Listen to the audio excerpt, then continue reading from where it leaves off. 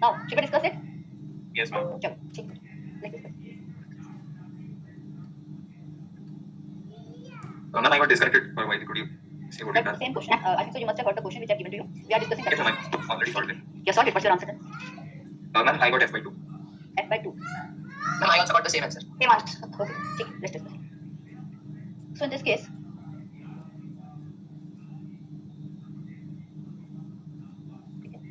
now it is given that the length of the rod is f by 3 and the image formed is magnified as compared to the object. If you remember the the figure which we have drawn in the last class, where I told you when the object moves from center of curvature to focus, image moves from focus to infinity to focus, center of curvature, image moves from focus to center of curvature.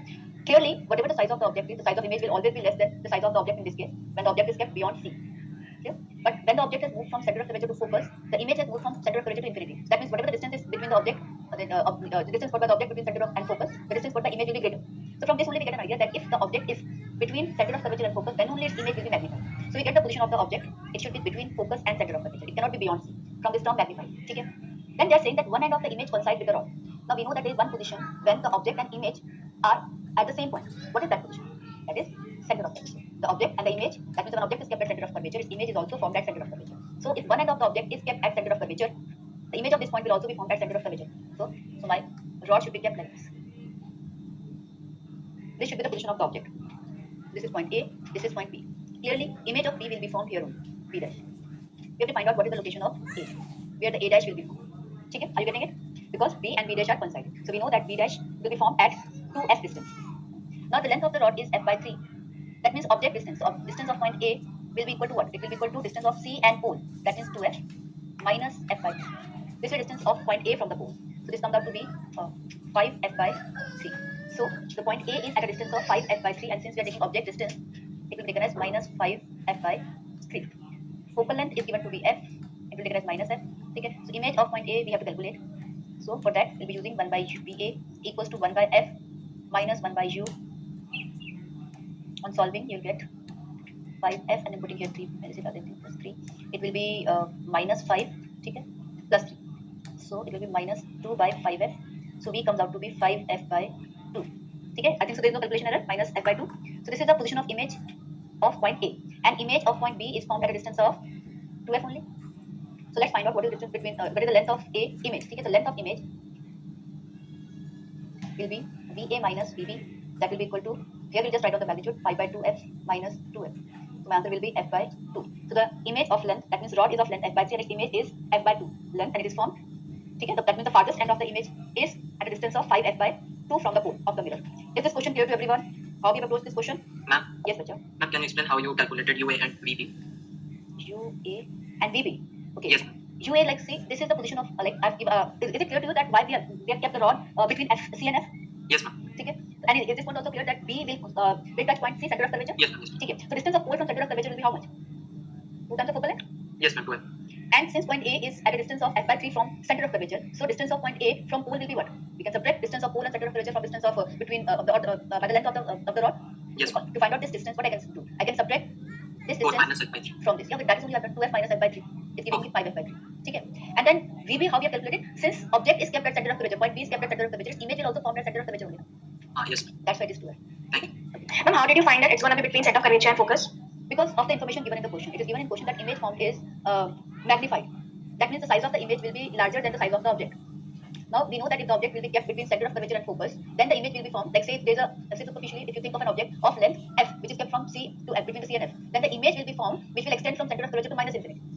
Because we know that when for the position between C and f of the object, the image position will vary from C to minus infinity. We have done in the last class. You remember the graph I plotted the position of the path of object and path of image. Yes, ma'am. Using that information, we have solved it. Okay. So that compared to the size of the object, the size of image will be larger if the object is kept between center of curvature and focus, because we have given here that the image form is real also. That means the image will be formed in front of the mirror. Okay. So using all this information, we have calculated. Is this question clear to everyone? Okay. Now let's move to the next question, next type of question, where say if it is given that the object is really small, because here the last question we have discussed that the object is a halo. Ma'am, I have a doubt in the last question. Yes, what's your doubt? Ma'am, how can we be so certain that the point B touches center of curvature, or have we just assumed? It is given in the question. One end of the image coincide with the rod. It's given in the question. How can you ensure that the object and image are coinciding? Which position we can get? I told you there are two positions. One is center of curvature and other is pole. Even at pole, the object and image will touch each other. Right? Got it? Yes. Okay. So now let's discuss the next case where The object is very small and kept along the principal axis. How to approach in this case? Let's say I give you the focal length of the mirror to be say 20 centimeter or so, and the length of the object to be say 1 millimeter. Now at a certain distance, say I'm saying it is at a 30 centimeter in front of the mirror, and the length of the mirror is 1 millimeter. So it will be very difficult for you to solve because the distances of between A and point A and B will be very small. In such case, we cannot solve by the approach we have done in the previous question because we cannot have VA and VB. The difference will not be significant, and then to find out the two positions of the images formed of point A and B will be difficult. So in such a case, when the size of the image, the size of the object is very small as compared to the dimensions of the focal length and the distance of the object from the mirror, all this. In such a case, we use a different concept, a different approach. Where directly we'll use that the length of image formed in such case will be equal to m square times length of object. Please write down this formula that when object size is very small and kept along principal axis. In that case, Li means length of image is m means magnification, linear magnification, and Lo stands for length of object. Okay? So say like I've given you the question I've given you here. That say it is given that focal length of concave mirror is say 20 centimeter, and at a distance of 30 centimeter, an object of length 1 millimeter is kept along principal axis. Find length of image of the object. Now in this case, it won't be easy for you to find out like by the previous method. So what you'll do, you will solve it like the object is kept at one point, that is at a distance of 30 centimeter. So we will find out what will be the linear magnification of the object, and then by using this relation that length of image is equal to m square times length of object, you can find out what will be the length of the image formed in this case. Just solve this question. Simply find linear magnification, that is minus v by u, and solve the question.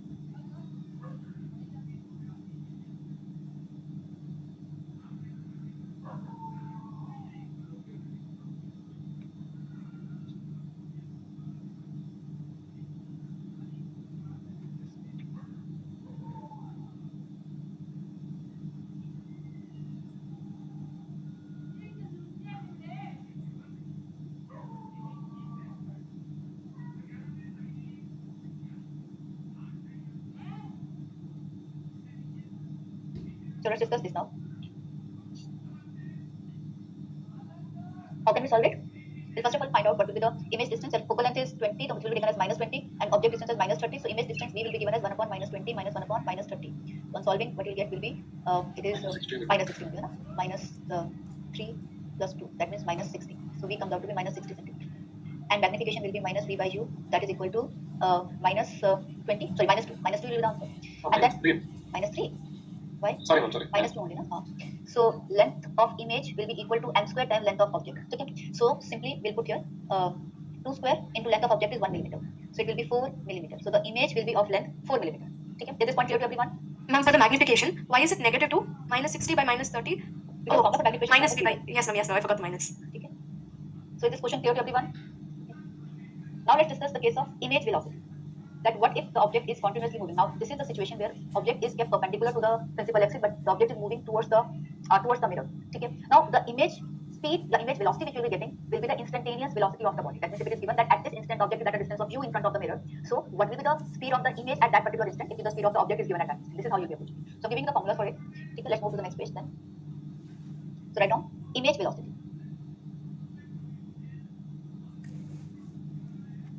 Okay, to find out image velocity. Now, if the object is moving along principal axis, that means the separation of the object from the mirror is changing, that it is moving towards or away, but object is moving along principal axis. Okay? Object moving along principal axis. So it is given that at an instant the object is at a distance u from the mirror of certain focal length. Okay, moving with a certain velocity. Okay, so V O here. Now this here just remember you have to think that if I'm writing here V here in this instant, VO here VO represents the object velocity. Here VO represents here object velocity. Okay. When object is at a distance U in front of mirror. Okay, and moving along the principal axis. So in such a case, to find out the image speed, that what will the speed of the image? The formula is simple. That speed of the image will be equal to minus m square times speed of object.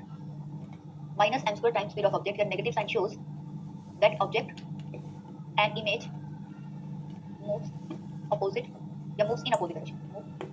Moves opposite direction. Move in opposite direction to each other. Remember, this also was clear from the figure we have discussed in last class. Yes. Okay. So directly you can remember this. Ma'am, is there any derivation?